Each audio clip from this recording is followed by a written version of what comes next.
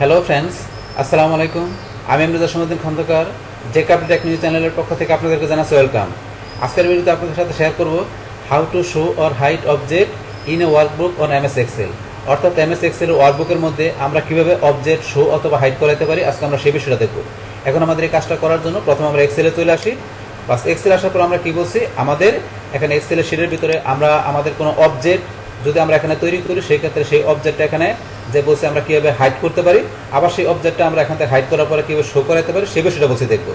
এখন আমাদের অবজেক্টের বিষয়টা এখানে কি, যেটা এখান থেকে গেছে আমাদের এই যে এখানে আমরা একটা পিকচার ধরেন ক্লিক করলাম, আমরা এখান থেকে আমাদের কোনো একটা পিকচার নেই, ধরেন আমার এখানে বিভিন্ন পিকচার দেওয়া আছে, আমি যে কোনো একটা পিকচার নেই। বাস এখান থেকে ধরুন এই পিকচারটা ধরে নিলাম, এখানে এই পিকচার নিলাম, এই পিকচারটা আমার একটা অবজেক্ট, তাহলে এই পিকচারটা আমি এখানে রাখলাম, তো এটা আমার এখানে শো করছে।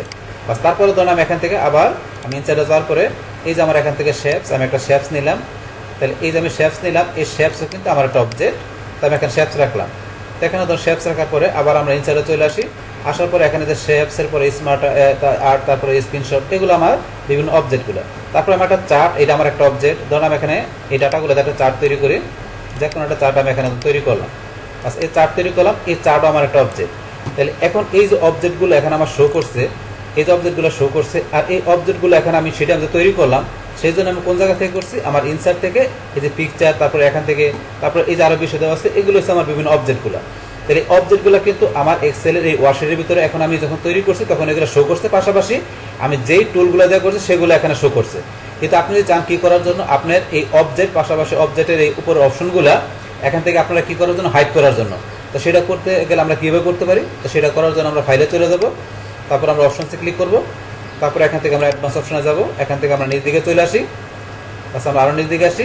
বাস আসার পরে আমাদের এই যে display option for this workbook, আমাদের এই অপশনের ভিতরে এই যে অপশনটা দেওয়া আছে ফর অবজেক্ট শো, তাহলে এটার মধ্যে আমাদের এই যে অল, এখানে অলের ভিতরে টিক মার্ক দেওয়া আছে। অবজেক্ট শো এর জন্য এখানে অলের মধ্যে টিক মার্ক দেওয়া আছে, আমাদের ডিফল্টভাবে এখানে ডিফল্টভাবে টিক মার্ক দেওয়া আছে বলে কিন্তু আমাদের অবজেক্টগুলো এখানে শো করছে, আর উপর অপশনগুলো ইনেবল আছে। কিন্তু যদি আমরা এখান থেকে এই যে নাথিং হাইট অবজেক্ট, এই অপশনটা আমরা টিক মার্ক দিয়ে এখানে আমরা ওকেতে ক্লিক করি, তাহলে দেখেন আমাদের অবজেক্টগুলো এখান থেকে কী হয়ে গেছে, হাইট হয়ে গেছে। পাশাপাশি আমরা যেই এখানে টুলগুলো দিয়ে অবজেক্টগুলো এখানে তৈরি করছি, সেই উপরের যে এই টুলগুলো আমাদের এখান থেকে ডিজেবল হয়ে গেছে। এই যেখানে পিকচার, তারপরে এই যেখানে শেপস, তারপরে যে এখানে চার্ট তৈরি করলাম, আরও এই যে অন্যান্য বিষয়গুলো আছে, এখান থেকে আমাদের কী গেলো, ডিজেবল হয়ে গেল। তাহলে এইভাবে ধরেন যে আপনার ইচ্ছা করলে কী করতে পারেন, আপনাদের অবজেক্ট পাশাপাশি অবজেক্টের তৈরি করার যে টুলগুলো, এইভাবে আপনারা এখান থেকে হাইড এবং ডিজেবল করতে পারেন। তো সেটা আমরা দেখলাম কীভাবে আমরা অবজেক্টগুলো হাইড করতে পারি। আচ্ছা, এখন আবার যে আমাদের অবজেক্ট যেগুলো তৈরি করছে সেগুলো এখানে ইনেবল করার জন্য, মানে আবার আনহাইড করার জন্য, তাহলে সেই ক্ষেত্রে কী করতে হবে, আমরা ফাইলে চলে যাব, অপশনসে ক্লিক করব, অ্যাডভান্সে আবার সেম আগের জায়গায় চলে যাবো। এখানে আমরা আবার নিচে আসি, এদিকে আসার পরে এখান থেকে যে ফর অবজেক্ট শো, এই অপশনটা আমাদের অল বাই ডিফল্ট দেওয়া থাকে, এটা ক্লিক করা থাকে, তাহলে আমরা এটা ক্লিক করবো, করার পরে এখন ওকেতে ক্লিক করলে বাস আবার আমাদের অবজেক্টগুলো চলে আসছে, এই অপশনগুলো আমাদের এখানে আবার ইনেবল হয়ে গেল।